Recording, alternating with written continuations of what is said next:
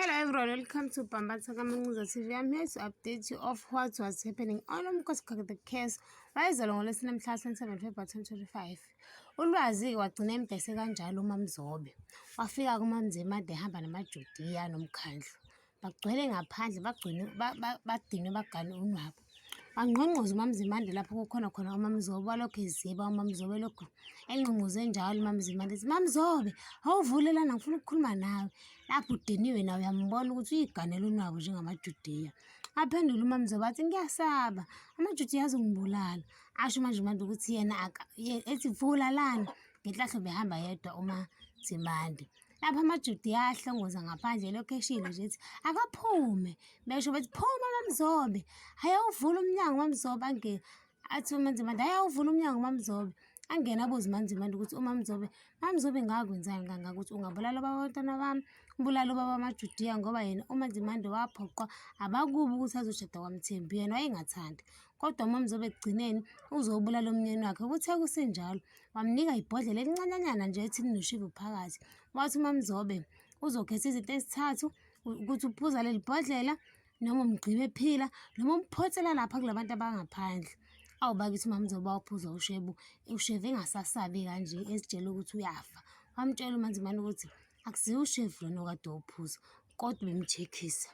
Umkhandlu ubuza uDefa ukuthi kungani abenze izilima ebafihlela uMamzobe. Wase waxolisa bakithi uDefa esho naye ukuthi ubezama ukuvikela umndeni wakhe njengoba kungelula kuyo yonke indoda ukuthi idayise umndeni wayo.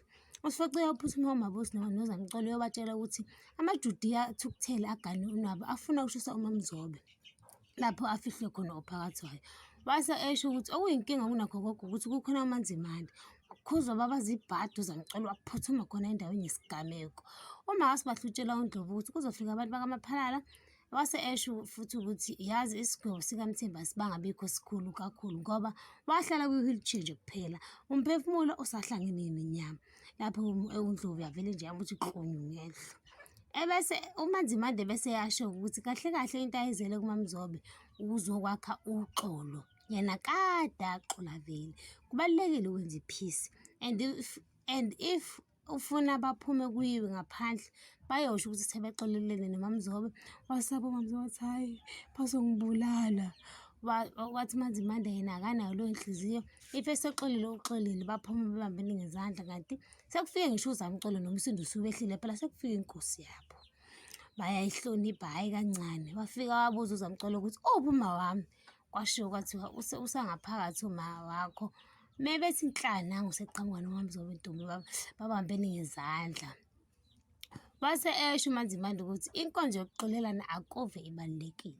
So uMamzobe uyamxolela noma abulala umnyeni wakhe wabulala nobaba wamaJudiya wabulala nobaba wezingane zakhe. Bajabula bakithi ophakathi awo noSifociya. Wase esho ukuthi kuzoba nedili likaMkhipheni lapha kaMthembu okuyilapho abantu bakaGumede nabakaMthembu bezophenduka umndeni owodwa. Kwajatshulwa bakithi. Ngiyayibamba lana ungakhohlwa ukucela notification bell nokusubscribe noma usho umbono wakho. Bye.